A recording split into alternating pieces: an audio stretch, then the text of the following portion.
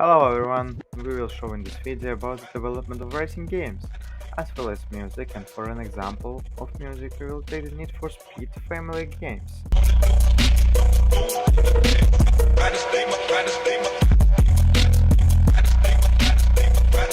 1970 years. The origin of racing games stretched back almost to the beginning of the commercial video game industry. Space Race was developed by Atari and released on July 16, 1973 year.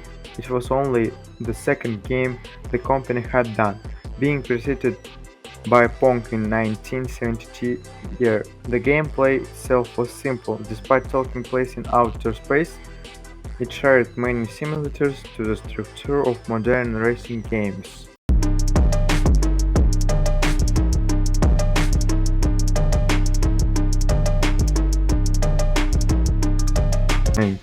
80 years. There were still many firsts to be had.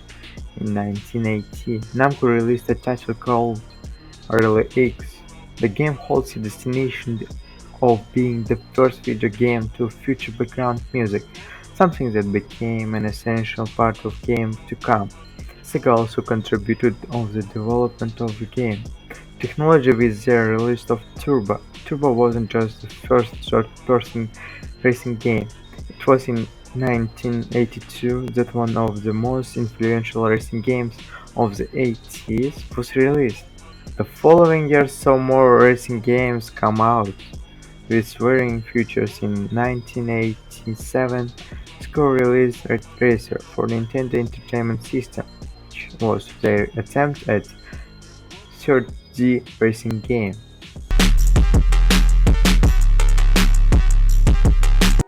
1990 years. When the 19th first began, racing games continued to be spread out on the spectrum of realistic to arcade. Games like Formula One, Grand Prix, and IndyCar racing gave gamers a taste of the realistic racing circuit, while games like Sega Virtua Racer went for something a bit more arcade-like. 1992 Super Mario Kart, on the other hand, took aspects of racing and combined them with vehicular combat with Mario-style weapons such as banana peels and copper shields. Kart racing games will really pick up in following decade on the next generation consoles. Between 1993 and 1997, Namco Ridge Racer is a Need for Speed Midway Crucian series, and Sonic Gran Turismo were all born. Ask me if I give a fuck about it. Ay, ask me if I give a fuck about it.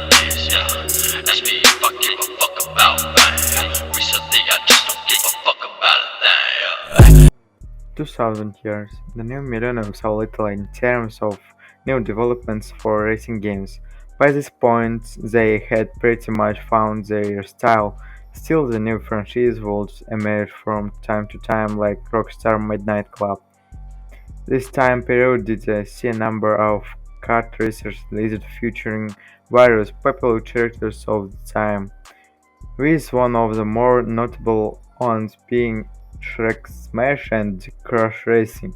The Mario Kart franchise of course kept running since its inception in 1992 and still sees new installments released every few years. At the end of the decade, aside from essential iconic series like Mario Kart, racing games moved more towards the realistic of ends of the spectrum, thanks to hardware that's a much more powerful now than it was ever been before.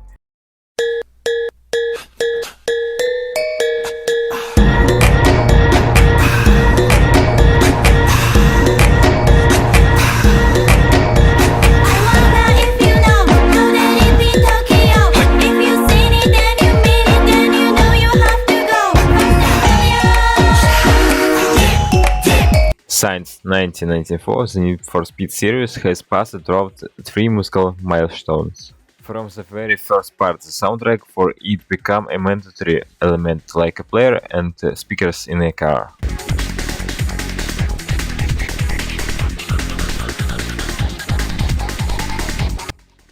But the nature of meaning of the music changed much more often. It turned out that under the gameplay, graphics and cars, a full cast of the latest music industry has been preserved. In 1997, all the music was recorded in the same style and with a single concept, completely electronic.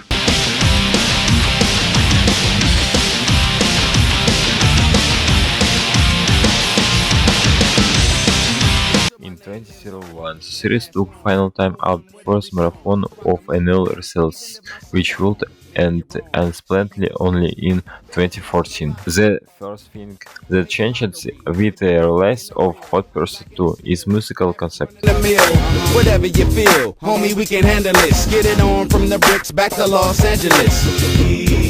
The compositors were replaced by editors who selected other people's music, and instead of electronics, they scored American rock. Doomsday, tidal waves, bass raps unchained.